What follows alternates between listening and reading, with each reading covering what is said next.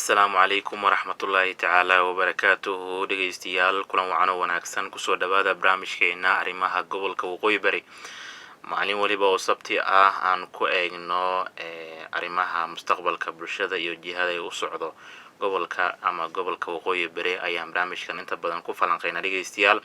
maantana waxaan si gaar ah diiradda u saaraynaa hoggaanka horumarka iyo doorashada hogaamiyaha mustaqbalka ee ismaamulka Mandera, iyadoo isoo tarayaan musharaxiin dhegeystayaal doonayaan inay bulshada usoo bandhigaan aragtidooda iyo qorshahooda hogaamineed.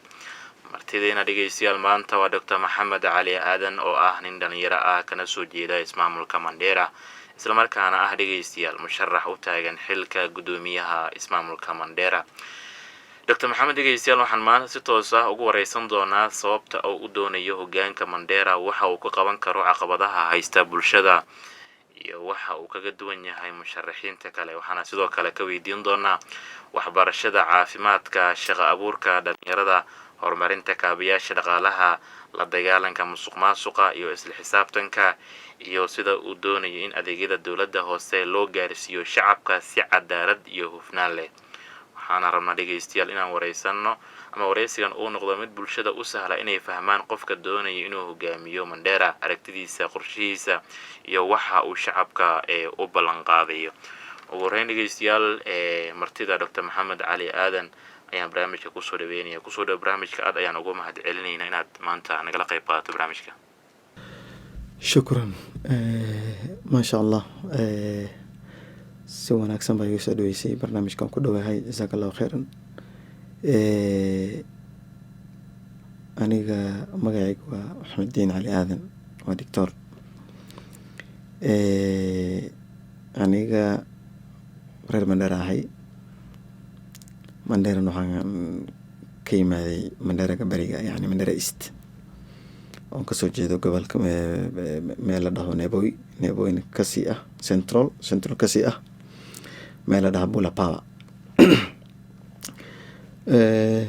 haddaan ka hadlo noloshadeyda oo meesha ah, yaraanteyda ilaa maarata heerkan soo gaaray, waa dhakhtar yaraantiisu kusoo qaatay primary schoolka, Mandera Boys Town Primary School. primary schoolka Mandera, marka Boys Town Primary School waa meel maasha allah ah oo aad u weyn, waa xarun oo leh school, madaraso iyo dugsi. markaan yaraa, marka fursad baan u yeeshtay in maaragta oo inaan culimada iyo oo dadka meesha wax ugu soo barto. primaryga meesha horta saa u dhistan tahay waa subaxii oo school ah, galab oo madarasa ah, iyo maqribkii oo dugsi ah. yani barnaamijkaas oo nafaas ma jira, meel maasha allah oo aan isleeyahay oo aad maaragta indha ay soo furtay oo maaragta aan kasoo faa'iidaystay, oo culimo fiican madaarista aan kasoo akhristay, culimo maaragta oo lilaahi ah oo si khaalasa wax soo baro. waa kasoo baxay, maasha allah waa baasay. waxaan soo gudbay Mandera Secondary School. ayadana waxay ahayd marka waa meel maasha allah ah oo dadaal weyn aan geliyey, oo marka secondarygan imtixaanka ku guuleystay. ka bacdi markaan kasoo baxay, horay waxaan kasii aaday waxaa meel la dhaho Jaamaca Afriqa Alcaalamiya Suudaan, Khartoum. meesha waxaan kusoo qaatay waxa la dhaho Diploma Islamic Studies and Jurisprudence, diplomada oo takhasuska diinta ah, shuruucda islaamka iyo xadiidka qur-aanka iyo waxaas. waan kasoo baxay Nairobi oo soo laabtay. waxaan galay jaamacadda KMTC anigoo kasoo bartay kaalinta oo clinical medicine and surgery.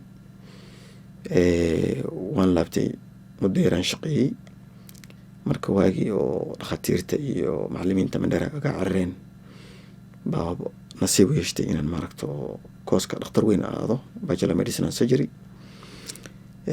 waa lagu saacideeyey dada ka shaqeeya howshaas, khayr la siiyo. jaamacadda University Nairobi aan galay, medicine and surgery aan ka bogay. markaan ka baxay, hadda waxaan wadaa masters in health economics and policy, isla jaamacadda University of Nairobi. marka alxamdulillah adiga waa kaasaa haddaan isbaray reer Mandera. marka waxaa isleeyahay waa the first time wiil dhalinyaro ah oo baraasab u tartamayo Mandera County.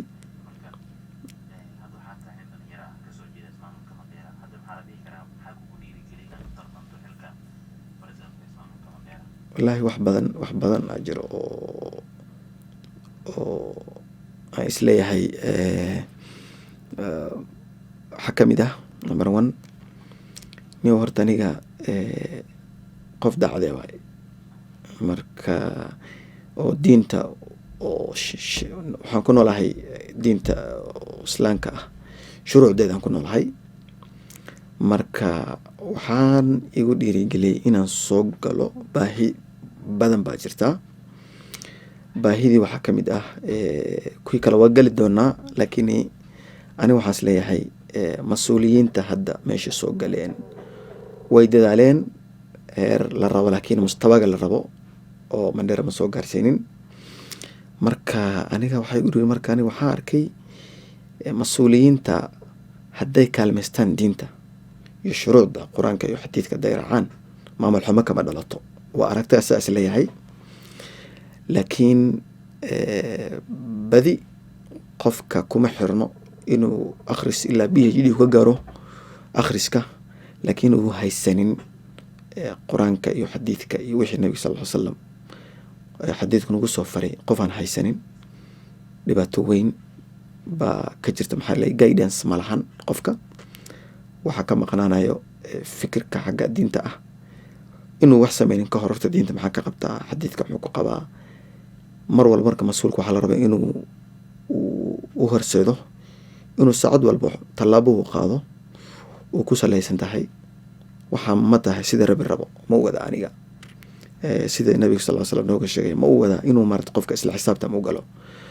marka maadaama cilmiga shuruucda aan leeyahay aan isleeyahay dadkaas ugu dheer tahay laga yaabaa inaan maaragto oo ka faa'iideysto inaan anigoo already hadda dhakhtar ah cilmigan alxamdulillah xagga ka soo gaaray oo marka igu dheer oo cilmiga diinta ah isleeyahay inaan mariyo jahwareerkan hadda lagu jiro inaan meesha aan ka saaro taas ay ugu dhiirigelisay. marka Dr. Maxamed go-aankaaga siyaasadeed goorma bilowday maxaase ku horseeday inaad maanta noqoto musharax u taagan xilka barasaabka ismaamulka Mandera? wallaahi baahi badanaa jirto. baahi waxaa jirto dadka iyo mas-uulka waxaa la rabaa markuu soo galo inuu dadka si fiican u dhegeysto dadku ku dhex jiro oo shacabkiisa ogaado waxay u baahan yihiin.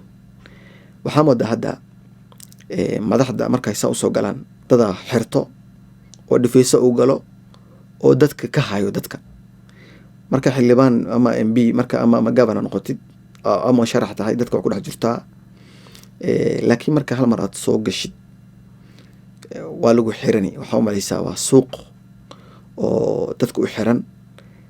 marka waxaa dhacayso kala fognaashada adigoo lagu soo doortay iyo dadka ah kala fogaanayso.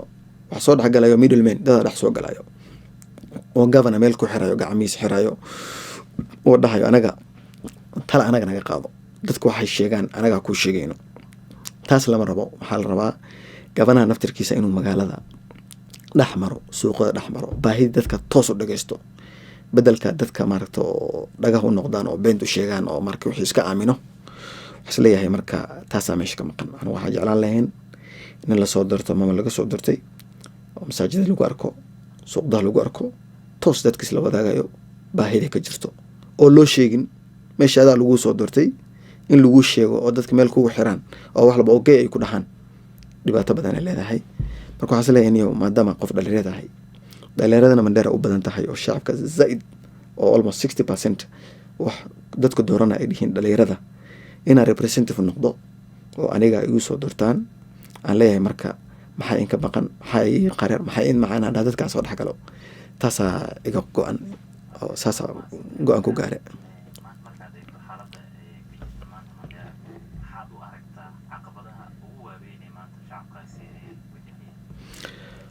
wallaahi xaaladda weyn horta waxaa jira wax la dhaho disunity jiro dadka united maahan.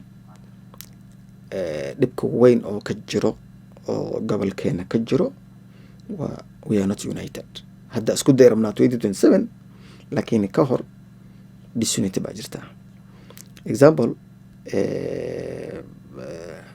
qoladan oo centralka ah oo Kikuyada ah haddaad fiirisid waa dad ka go-an tahay saacad walbo isku duubni. waxaa is leedahay faa'iido weyn ay ka gaareenoo way kusoo tababareen, way barteen in maaragta isku duubnida wax u tariso. dadkaas oo ajeedid qabiil yani qabiil ma jiro Kikuyada. maxaa yeelay haddaa weydiisid aad qabatid nin Kikuyu haddaa qabatid aad dhahdid niyo qabiilkay tahay wuxuu kule nin Kikuyu yahay. Kikuyaa kasii tahay haddaa dhahdid Kikuyu ku dhaxayaa warniyo anigu ciyaarin qabiil weynaad tahay 8 milyan aad tihiin qoom meel degan qabiil aan ma noqon karto yaa tahay haddaa dhahdid weli Kikuyu ku dhaxayaa meeshuu taagan yahay. ila ma yaqaanaba boogta Soomaali wax kasii tahay garri ajuuraan iyo waxas ma yaqaanaba. saaxiibka wuxuu taagan yahay aniga Kikuyu yahay. warniyo hay bal sii wad ayaan ka xishoon naga xishoon anigu ciyaarin ma noqon karto dadka meel ka yimaadeen laazim loo sheeg weli Kikuyu taagan yahay. hadday u badato wuxuu ku dhihi karaa niyo aniga Kikuyu yahay waxaa kasoo jeedaa Nakuru magaaladu ku sheegaya. kan wuxuu ku leeyahay aniga Kikuyu yahay laakiin Kikuyu Murang'a ka yimaad. kan kale wuxuu leeyahay Kikuyu yahay Kikuyu kale meel ka yimaad ku leeyahay. marka muhiimadaas waxaa keenay isku duubnisho.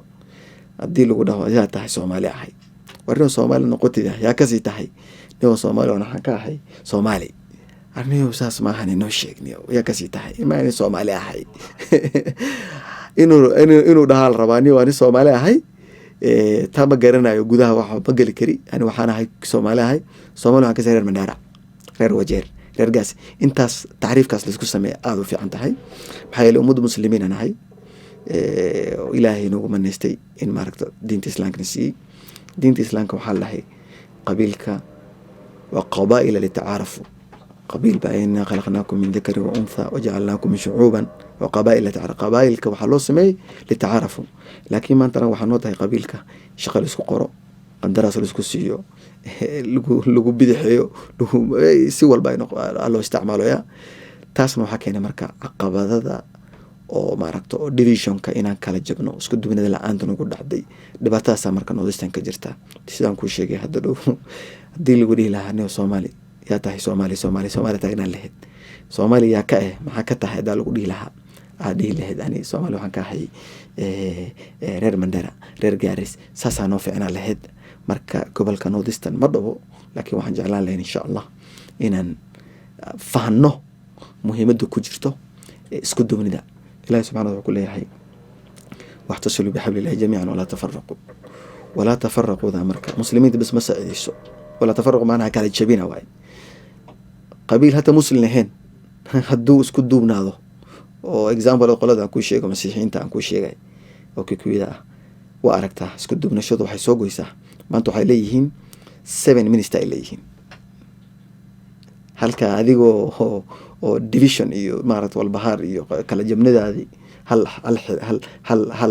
hal gobol hal minister bas leedahay.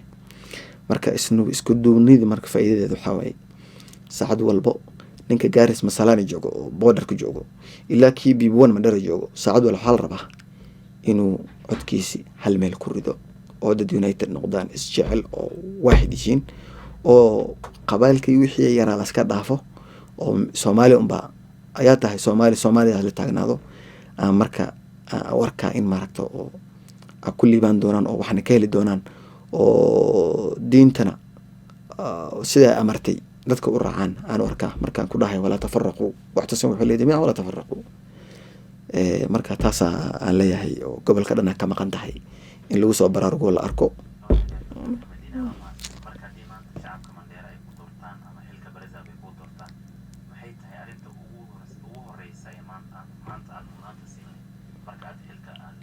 ini horta ummadeena number 1 waxa ka maqan waxaan ku dhahayo isku duubnida. maadaama gobol oo dhan united laga dhigi karin wax isku daaya inaan reer Mandera hal dad hal qoomiyaan ka dhigo oo qabiil isku arkin oo la isku arkin. maxaa yeelay aniga ka soo faa'iideystay Mandera town aan ku soo koray. Mandera town waa cosmopolitan magaalada qabiil walba joogaan waaye. marka anaga ma kala jeclin hebelaa qabiilkaana hebelaa qabiilkaana hebelaa qabiil ma kala jeclin.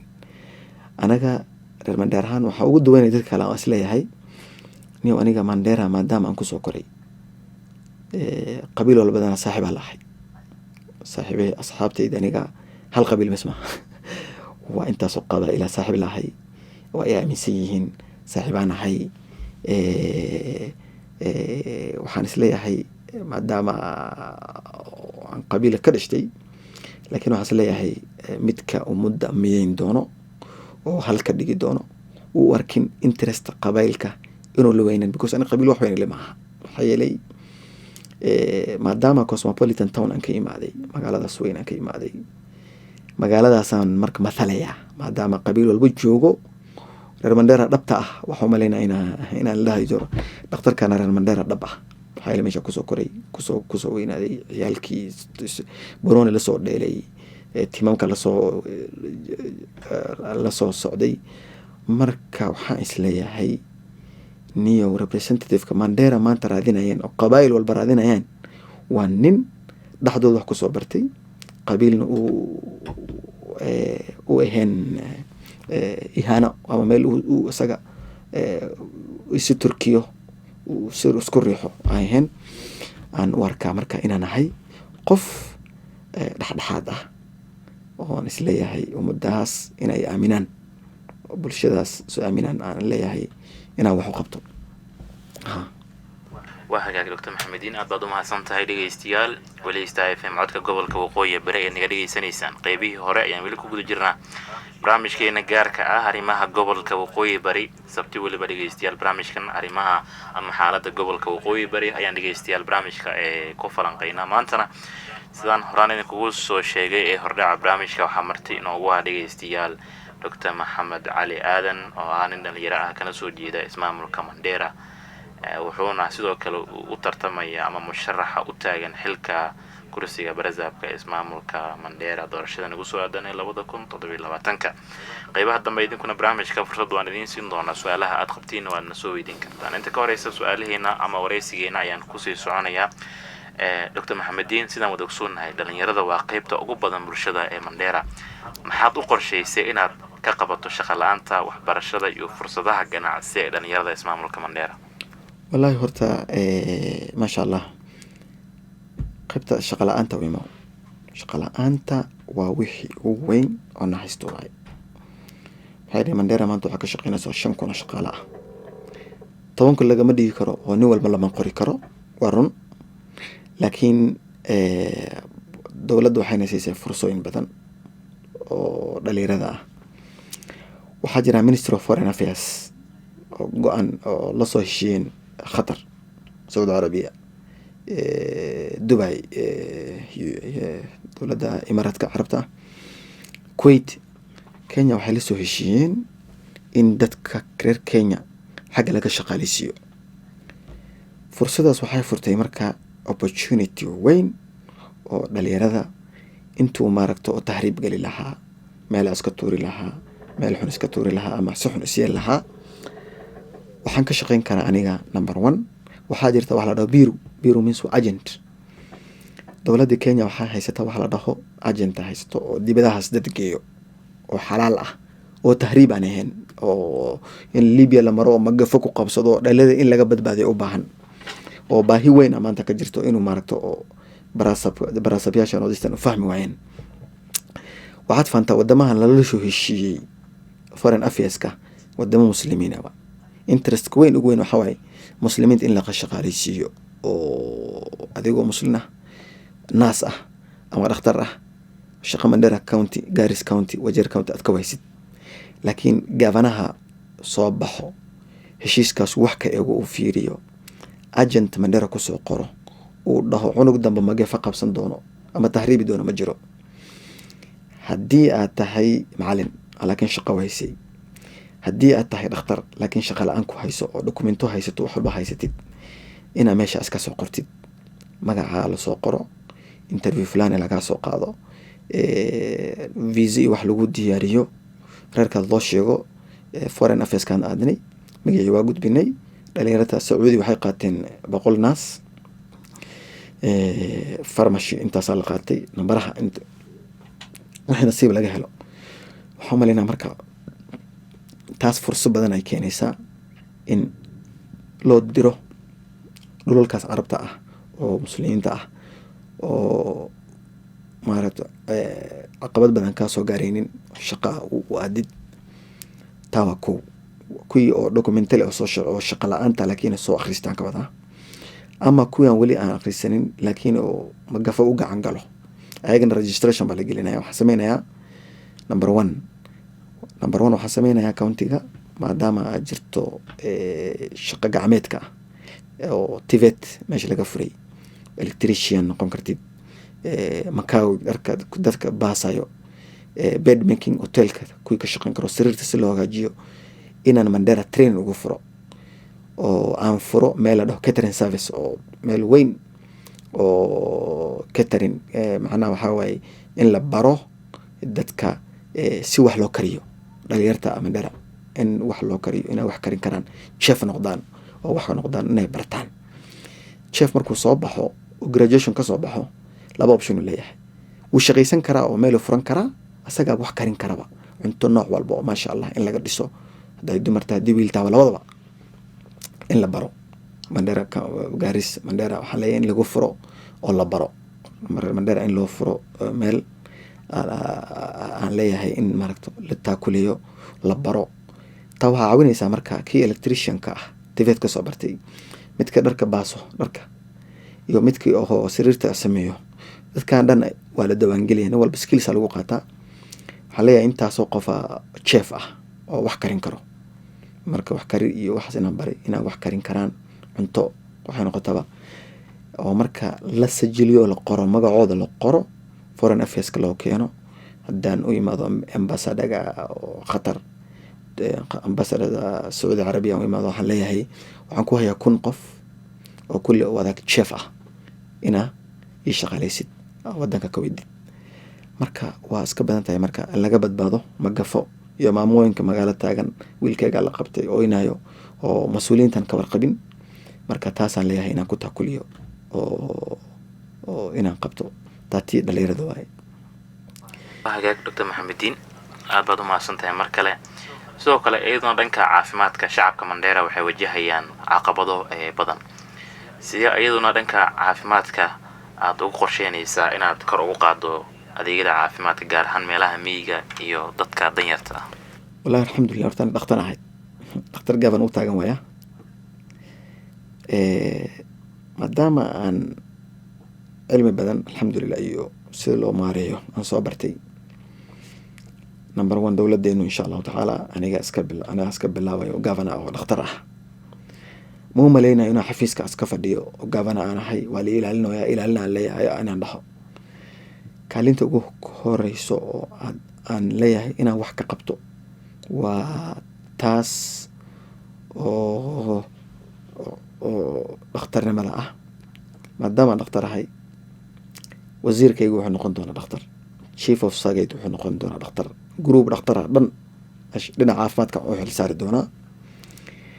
aniga marka xafiis bas ma joogay, xafiiska guriga Nairobi taa shaqaday maaha. shaqadu waxa maadaama dhakhtar aad tahay, skillsgaas iyo waxaas aad soo baratay inaan ward round aan galo oo la dhaho governor wuxuu joogaa isbitaalka, wuu soo xafiisku imaan doonaa in la sugo. taa waxay uga caawinaysaa waxaan ogaanahay first time information yaa baahida isbitaalka jirta ogaan karaa. daawooyin anagoo dhakhtar ward round jirto marmar dhakhaatiirta markaa wardka kusoo wareegtaan ward round jiro wax la dhaho naaska iswataan oo maaragto ku qoran tahay maalinkaaga patientka dul wareegaysaan adigoo naas isla socotaan. waxa lagu sheegayaa qoftan daawadana la siiyey, daawadii waa naga dhamaatay, kii la socdo uu qori. maadaama aan gaaban ahay baahi oo daawo ah inaan soo afjaro in maaragto isbitaalka daawo ma jirto, isbitaalka waxaana la heleen, isbitaalka waxaana ka maqan in la dhaho. waxa ka fiican maadaama dhakhtar ahay waana fahansanahay group aniga kamid ah wasiirka chief of saga kulli aan dhakhaatiir ka dhigay baan ward round isla galaynaa. taa waxay uga caawinaysaa marka inaan soo ogaado information aan la sheegin, aniga naftirkay aan soo arko daawadaana maqan, anigaaba arkayba inaan keeno. mashiinkana halaabay anaa meesha goobjoog ka ahaa inaan keeno marka inaan xafiis iska fadhiyo oo gavana yani soo weynaysiiyo oo aan isleeyahay maxaa la dhihi jiray iskara ilaaliso xafiiskiisi inaa meeshas ku kaftoon muu malaynay in la yiraahdo maxaa yeelay gavana u baahan tahay ward ku jira isbitaalku joogaa patientku u qadimayaa ama meel outpatient fadhiyaa dhakhaatiir dada uu soo galgalo gavana dad u arkaya patientku uu arkaya asla inaan taas ka qabto. Number 2 wax la dhaho campaign hagaajiyo asbuuci waxaan diyaarinayaa inaan camp hagaajiyo dhakhaatiirta oo takhasus leh inaan inta ka wado wiigaan haddaan geynayo dhakhaatiirta caruurta wiigi soo socdo waxaan geyn karaa ilaa maadaama aan leeyahay network dhakhaatiirta ah oo weyn aan leeyahay inaan gavana ahay dhakhtarna ahay bal hawshan asla qabano adiga waxay ii gali doontaa county ugu horeyso oo noqon gobolka Waqooyi Bari ka soo jeedo oo wax walba oo dhakhaatiir taaysan oo aad ugu faa'iideystay maadaama gavana dhakhtar yahay umad caafimaadka aad ugu faa'iideystaan aan noqon doona tawaku mid labaad haddii aan referral u baahanahay oo wixii laga waayo Mandera oo qofka loo baahan yahay in India loo qaado dadka insha Allah taala ka koftoomin doonaan in maaragto lacag la aruuriyo oo India qof loo diro embassiga India ina aado ama Thailand meel noqoto ina aado aan gavana ahay dhakhtarna ahay patient kan soo refer gariyo Mandera aan ka soo refer gariyo oo Kenya caafimaadkiisa laga waayo inaan dibida u dhoofiyo waxa la fududeynaa visa in la fududeeyo maadaama dalabku ka yimaado gavana reerkaas dib iyo dhibaato ma arkayaan inay wax walba jibiyaan waxaan dhihi lahaa inaan keeno visa loo gooyo lacagta county eega iska leh aan diro aan lacagtaas aan ku diro ku soo caafimaad ma sha Allah haddii kale laakiin dadaal ay tahay inaan hawshaas aan sameeyo waxaan maleynaa marka Mandera in terms of caafimaadka kaalinta number 1 inaan noqdo laga yaabaa insha Allah taala. waa hagaag Dr. Maxamed Diin aad u mahadsantahay dhegeystayaal waliista FM codka gobolka Waqooyi Bari ayaa dhegeystayaal naga dhegeysanaysaan qaybihii hore ayaan ku guda jirnaa wali dhegeystayaal ee barnaamijkeena hoggaankiisa arrimaha gobolka Waqooyi Bari sidaan horaan idinku soo sheegay dhegeystayaal barnaamijka waxaa martay inoogu ah oo maanta nagala qayb qaadanaya Dr. Maxamed Diin Cali oo ah dhegeystayaal in dhalinyaro ah kana soo jeedo ismaamulka Mandera sidoo kalena ah musharax u taagan xilka kursiga barasabka ismaamulka Mandera.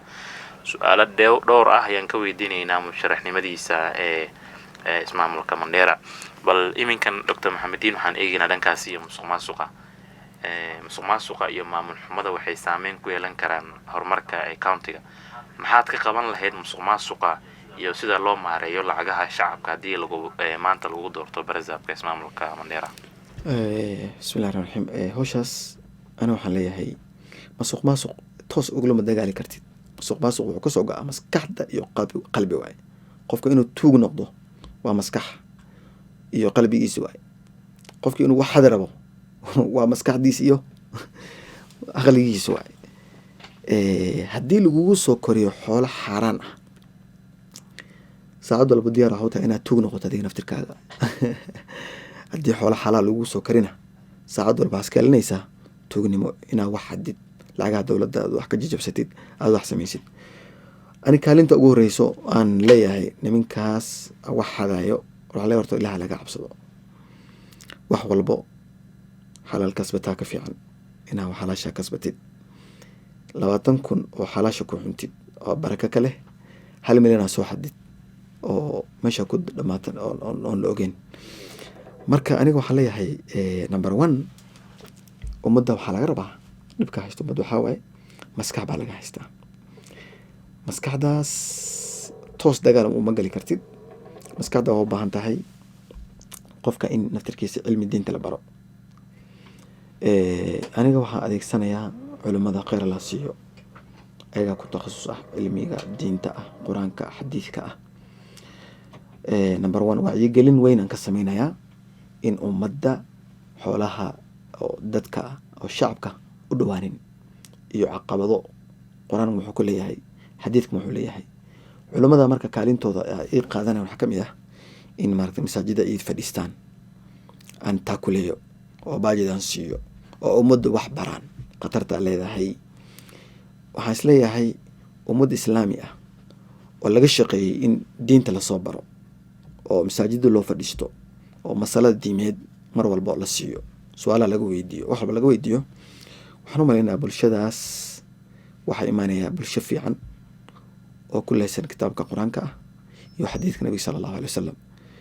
culummada marka waxaa zaid dadka u adeegsanaynin oo maaragta inay wacdiyaan iyo dujiyaan bas ayna ahayn, kaalinta weyn ugu badan culummada masaajidada haday ku laabtaan, kuraaso weyn la siiyo, la taakuleeyo, sabood la siiyo. dhismooyinka masaajid la dhisaa wax weyn maahan, laakiin cilmiga ay barayaan baa zaid muhiim u ah. ana culummadaas waxaa leeyahay niminyow, aniga qulubta dadka intaan taabtaan rabaa. qulubta waxaa lagu taabtaa in qaala tacaala iyo qaala rasuulah loo sheego. waxaan ka rabaa hay-atul culumada weyn, hay-a ugu weyn oo culamo aan sameynaya, oo budget leh, oo khayr leh, oo sacadooda dhan maanta waxay ku dhameynayaan wixii ilaahay jeclahay. masaajid waxaan u dirayaa masaajideeda inay fadhiistaan kuraas weyna u sameeyo, sidii dabcan sacuudi carabiya iyo wadamo khaliijka ah, oo mas-uul laga dambeeyo, oo baraan shacabka kutubada duruusta ay baraan, oo macalinka kitaabka dhegeysto beri si daacad wax baro, dhakhtarka wax daaweeyo hadduu kitaabadu masaajid ka dhegeysto daacad noqdo. daacaddaasna waxaa lagu keenayaa culumta diinta ah oo la taago, oo meel la saaro, oo culamada loo kaashto, oo la dhaho inuu jiilkan soo saarayno waa jiil culamo ah oo diin leh, akhlaaq leh, oo og in xadgudub maalka lagu gudbin, ee xadgudub inama hadduu wax barayo macalinka ay daacad ka tahay, oo u leeyahay yowm alqiyaama ilahay baa weydiinayo, inaad taas ku weynaato, cabsida ilaahay subxaana ku weynaato. taasaa muhiim ah. haddaan taas aan jirinna ummad waxaa noqonayaan oo diin lahayn, iska dukanayo bas, laakiin culum u haynin, khatarta ay leedahay wax la xadayo, khatartaada daacadnimada aan jirin, shaqadaada daacadnimo u sameynin, khatarteeda leedahay. maxaa yeelay ma oga aqaanaba, yani kutubka maxay ka leeyihiin, qur-aanka muxuu ka leeyahay uu yaqaanin, oo laga yaabaa inuu masuq maasuq u galo, oo waxbarasho masuq maasuq ku galo, xoolo shacab masuq maasuq ku galo, wax isdab mariyo, maanta dhan ku mashquulo. maxaa yeelay kaalinta culimada ay ka qaadan lahayn Mandera County taasaa meesha ka maqan. markana waxaa isleeyahay insha allah aniga dowladayda culimada kaalinta weyn oo meeshaas iga taakulaan. maxaa yeelay cilmiga diinta hadduu yaraado, shacab waxaa soo baxayo tuuga ah, qamarcab ah, janga hadda ma jirin waaga yareen, ilaan diinta ku weyneed Mandera. laakiin hadda janga marow la kaanjo loo diro, lasoo qabto, waxaasaa hadda meesha ka buuxsamay. ummaddan waa daafirsa ummadda muslimiin ah waay, janga waa kaafi kala dheeri. marka waxaa isleeyahay waxaa meesha ka maqan culamo diinka ah oo la qorsheeyey inay masaajida dhexda u fadhiistaan, oo laba ajar ka raastaan. countigana way ka warhaysaa oo lacag bay siinaysaa, budget bay leeyihiin inay maaragta oo meelaha Lafey iyo Taakaabi iyo Ceelwaaqi aadaan u safraan, inaad dadka wacyigelin iyo maaragta diinta loo sheego, oo khatarta ay leedahay. diinta maxaa ka qabta, qur-aanka muxuu ka qabaa, waxaa soo afjarmaayo kala jabnaan, waxaa soo afjarmaayo jangaadaasaa soo afjarmaayo, waxaa soo afjarmaayo masuq maasuq. waxaa dhan haddii diinta lagu saleeyo, culimada la taakuleeyo, wax walbo oo masuq maasuqa way jabayaan. aniga marka masuq maasuq lahaa kuma ku bixinayo, waa wax yar oo sahlan oo aad ku keeni kartid qaala tacaala qaala rasuulullahi. ummaddu nugul ah oo hadal maqlo. qaara jirto xadiis daawad du sheegtid aan leh ay la wara dembi aan galay, waxa ma bogeen baan ilaahay saas u dhahay miya inuu dhaho. marka waxaa ka maqan ummadda wacyigelinta. waxaa ka mid ah in diinta culimada lagala kaashto, oo dhexda masaajid ku fadhiistaan, oo ummad lasoo nooleeyo, oo wax lasoo baro, oo ummad akhlaaqaysan la keeno. ani taas aaminsanahay. dowladda waa dowladda ugu horeyso culimada si fiican mishaarna siinayso, la shaqeyn doonta noqon doonta dowladeeda insha allahu tacaala. marka waxaan leeyahay culimada ay maqlayaan, howshaasayto howl yar maaha, howl aada u weyn. aniga suudaan wax kusoo akhristay, Mandera waa yartahay. suudaanta weyn ah waxaa laga dhigay hal, yaana ka dhigay diinta ka dhigtay. culimada kaalin la siiyey, opportunity baa la siiyey, dowladda ka war hayso, shaqadoodii ay tagtaagan yihiin. waxay soo saaraan marka jiil oo mustaqbal leh, oo cilmi leh, oo diin leh, qabaa'il lahayn, xumaato lahayn, tuugnimo lahayn, alla ka cabsi ku badan yahay, wax walba daacad ka ah. haddaa dhakhtar tahay dadka waxa u daaweynaysa sida hooyada camal adoo u daaweynayo. haddaa macalin tahay si ilmahaad wax u bartid dad u baraysaa. kaalintaas marka kaalin xoog lagu keeni kara maaha. waa kaalinta culimmada haddii la taakuleeyo xoog la saaro la keeni karo waaye. marka taasaas leeyahay inay maqan tahay. taasaan waa another system oo la fahansaneen, laakiin oo haddii xoog la saaro oo lagu soo saarayo jiilalka ugu fiican oo tuugnimo iyo xumaan dhan bari ka ah. taasaa is leeyahay inaan masuq xaggeeda saas inaan ku taakulo, which is different oo si different ah. anu kuba dhaha iska raaqdo qabanayo anti corruption isticmaala qulubta daran, qulubta in la saxo taasaa muhiim ah. waa hagaag Dr. Maxamediin, aad mahadsan tahay sida wanaagsan su'aalaha aad inooga jawaabayso iyo weliba waqtiga qaaliga ah. maanta haddii fursad lagu siiyo inaad si toos ah aad ula hadasho shacabka ismaamulka Mandera, waxyaaba ugu horeysa aad ugu ballan qaadi lahayd maxay tahay? sidoo kale kuwa haddana sidoo kale ayaguna u tartamaya xilkan barasabka ismaamulka Mandera maxaad kaga duwan tahay? wallahi horta kaan ka bilaabo horta waxaa ugu duwanahay aniga waxaan is leeyahay niyo dadka asla tartamaysaan meel fog ha gaaraan, experience ha lahaadaan, ha weynaadaan, laakiin hadday fahmi lahaayeen muhiimaddu ku jirto qur-aanka la eego iyo xadiidka la eego, mas-uuliyadda ka soo bixi karto waa mas-uuliyadda Cumar bin al-Khattab.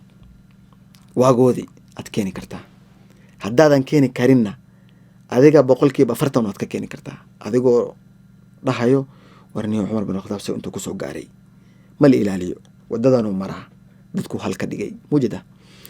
markaan waxaas leeyahay maadaama niyo dadka ugu dheer tahay culumta shuruucda diinta ah, xadiidka qur-aanka aad taqaanid oo culimadaasan aad la shaqaynaysid, waxaan leeyahay ninka kaliya fahmayo oo quluubta dadka ah inaan maaragta oo taas aan kaalintaas aan gashto, aan wax ugu qabto.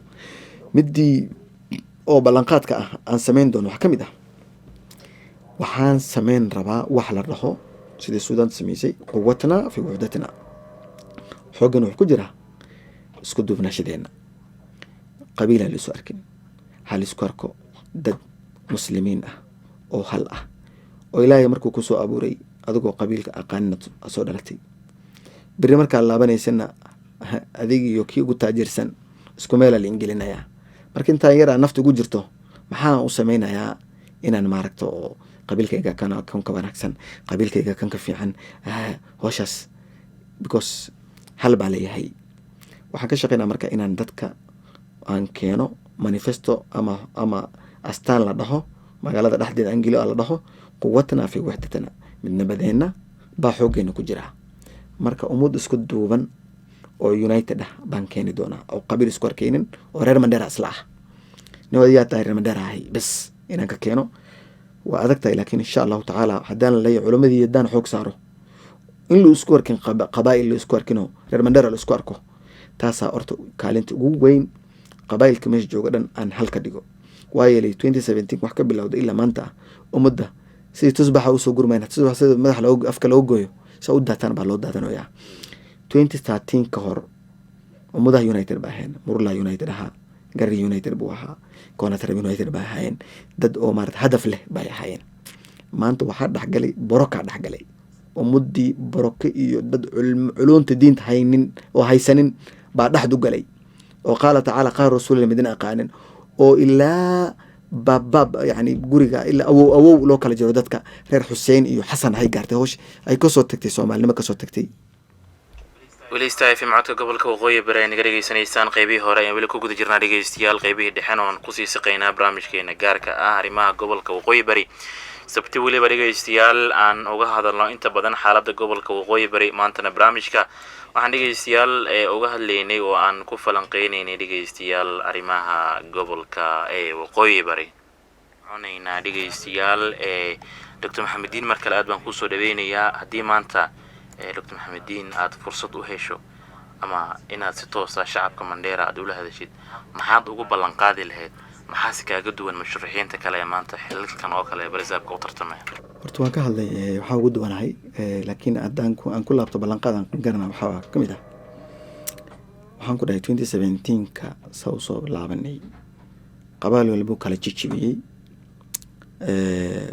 qabiil walba Mandheera degan maanta cabashuu ka leeyahay waa la khiyaaniyey waa la xasuuqiyey dadkeena saan la yeelay in walba meeshuu gaaray way ka sii socotay hadda waxay gaartay bad daris iyo qaraabada inay maarto hadda isla jaan qaadi karin hadday beesharatay kala baxeen hataa la isfurayba oo nini naagtiisa adi qabiilkaas la isfurayo howshaas waxaana gaarsiiyey dadka aan isleeyahay mar walbo haddaad mas-uul tahay qur-aanka xadiidka haddaad raacdid oo wax ka baratid oo fahantid culumta sharciga wax ka fahantid dhibaatadaas ugu weyn dadkaada ma gaarsiin lahayn haddaad ka nexi lahayd dadkaada saacad walba isku hayn lahayd way jeclaan lahayn qabaylka ka weynaan lahayd adiga asa governor markaa tahay nin walbo inuu ku arko meel loo soo cariri karo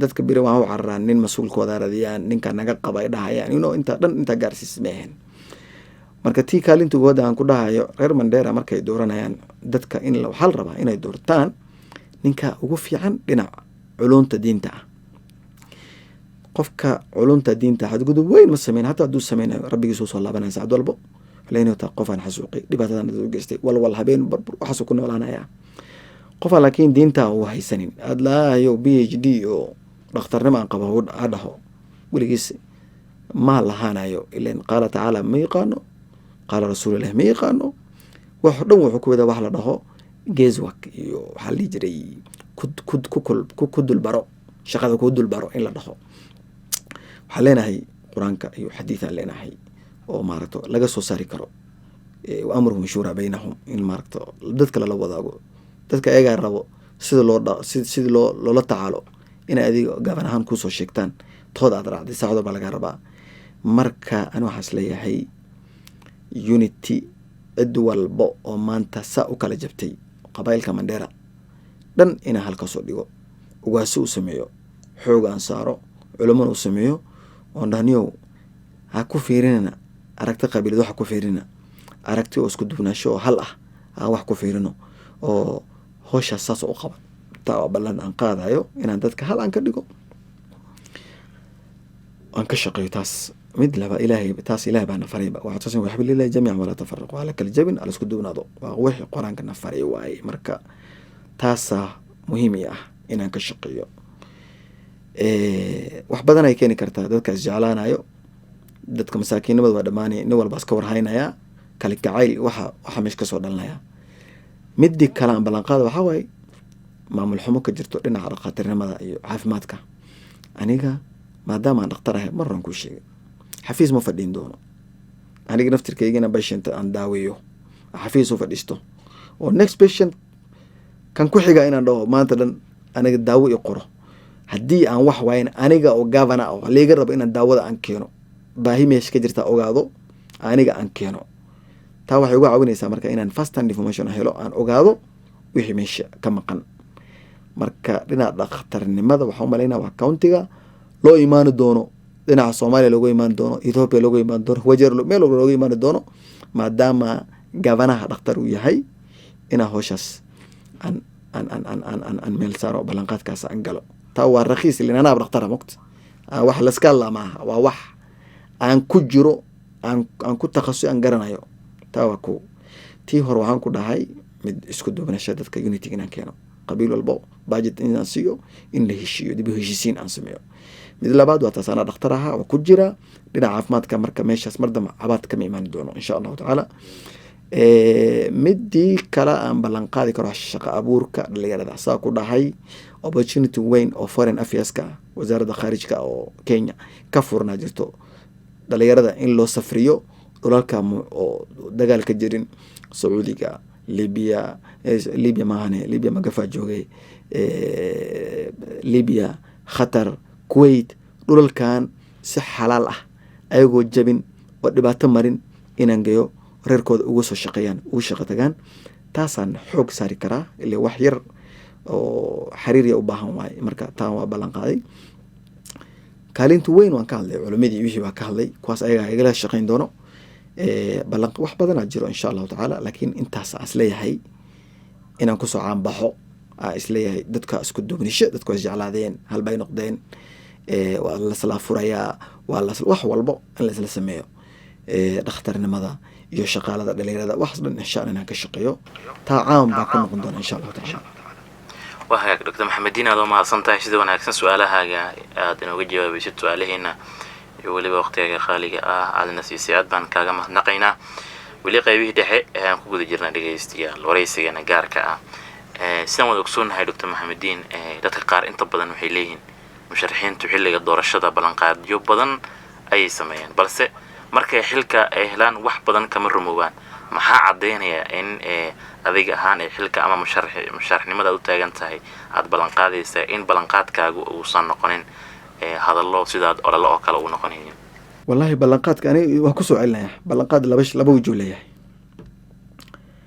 ballanqaad koowaad nin business man hadaa tahay oo becsharada bes asku takhasustay waxaan isleeyahay wax badanaa kaa maqan gabana ma noqon kartid wax badanaa kaa maqan ishaa wax ku aragtid waa becsharo bes waay ildaha kalama balihidba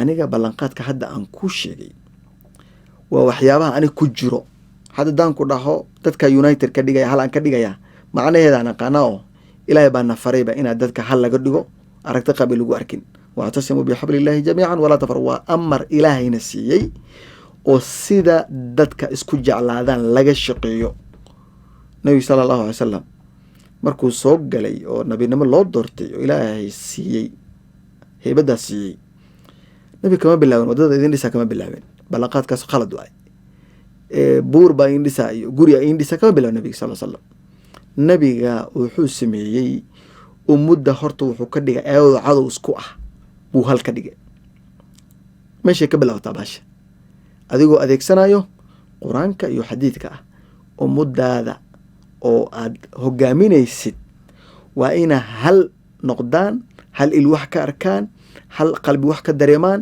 iyo hal dhag wax ku maqlaan baahida meesha ugu jirto oo reer Mandera dadka shacabka aad buu u fiican yahay mas-uuliinta xun waxaa keenay mas-uuliin diin iyo akhlaaqta baranin oo ku koray culunta madawiga ah keenay marka aniga waxaan ku dhahay maadaama culunta diinta ii dheer tahay waxaan soo bartay waxaa isleeyahay number 1 faritaanka aan sameyn waxaa waaye dad isku cadow ah oo isfageeyey oo kala fogaaday inaan isku keeno oo walaalo ka dhigo ma fahamti faasbaxtum binixmatihi ikhwaanan inaan walaalo ka dhigo oo hal ka dhigo hal ilu arkaan hal dhag wax ku dhageystaan astaantaasa khaal ka ah waxyaaba aad samaynaysid horta dadka haddaa isku duubnaadaan intaa adi gargaar aad keenin ayaga isu gargaaro jiiraanka isu gargaaro dadka dhan isku duubnasho kalgacel iyo waxay ka qaadaan khayr iyo wax badana kasoo dhalnayo mira dhal badan ay keenaysaa taasaaba ani keedii ah inaan dadka aan kala shaqeeyo inaan dadka reer Mandera qabaa'il la-aan aan hal ka dhigo taasaa ballanqaad ah waxaana taas waxa ani soo alifay maaha wax ilaahayna faray waay oo ani aaminsanahay haddaan saas sameeyo inaan dadkaas aan waxa ka keeno nabi sal slam kuu sheegay qabiilada awsi khasraj nagta iska suray eber iska bixiyey buu hal ka dhigay lama dhihin horta ka bilaaw risaalada lama dhibin fiiri dadku wuxuu ka dhigay walaalo ka dhigay dadku wuxuu ka dhigay inay isla jaan qaadi doonaan dadku wuxuu ka dhigay inay isu arkaan hal dadku wuxuu ka dhigay inay isu raximtaan oo dhaxdooda maarta isjecel yihiin hortaasaa laga shaqeeyaa fasta ninkii taas ka shaqeeyo raasimaal adduunka ugu weyn uu haystaa rabbigiisna ha u atiicay dadkana way jeclaanayaan asagana ma maqano maalin walbo dadku ku dhex jiraa cabsi ma jirto ilaan dadkii hal ah nin walbaa ku jecel haddaa leedahay maanta waxaan u socdaa Ramo reer Ramo waxay ku arkaan maarata allah ilaahay noo keeno ninkaasaa noo soo socdo waxaa arkaysaa kala jecelka inuu bato marka waa rasimaalka ugu weyn aan ballanqaad aan sameeyo dib u heshiisiintaas iyo dadkaas inuu wuxda iyo hal ka dhigo oo aan keeno xoogeenna midnimadeenna ku jira taasaa inaan ku keeno ballanqaadka labaad aan qaadi karo aan ku dhex jiro weli oo wax weyn leeyahayn oo ballan bes aan noqon karin waxaa waaye aan dhakhtar ahayba haddaan ku leeyahay India dad geenaya liima sheegayo anaa arkayba wardkaan tegay qofkan waxaa arkay in Kenya waxba looga qaban karin warqadaan u qoro anigoo dhakhtar ah oona xiranahay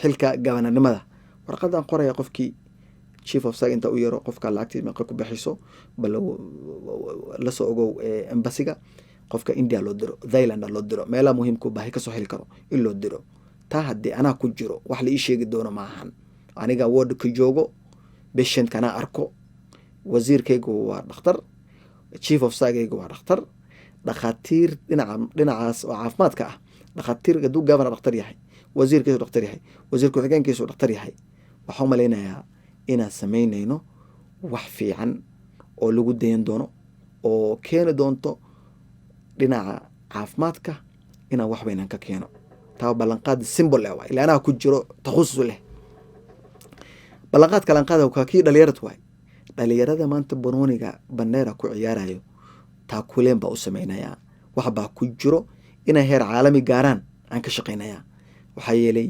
dhalinyaradaas waxaa loo isticmaalaa campaign tool iyo waxaasaa loo isticmaalaa marka nin walbo meeshuu ku fiican yahay waan ka soo saarayaa waa tii aan ku dhahay barnaamij oo weyn oo catering service in Bandera ka dhiso dadku lagu baro si wax loo kariyo chef ina noqdaan qofka hadduu chef noqdo wuu isku filan karaa wuu soo baxayaa isaga shaqaysan karo wuu soo baxayaa dibida loo diri karaa muhiim skillsa laga dhisayaa taasna waa wax weyn aan ahayn oo aan qaban karo aan isleeyahay inaan dadkan aan ku wax ugu qabto ballanqaad waa badan yihiin laakiin waxaa isleeyahay kuwaas horta ugu fiican oo weyn inaan wax ka qabto oo mar kale aan ka hadli doono laakiin ballanqaadyaasha si fiican inaan u galo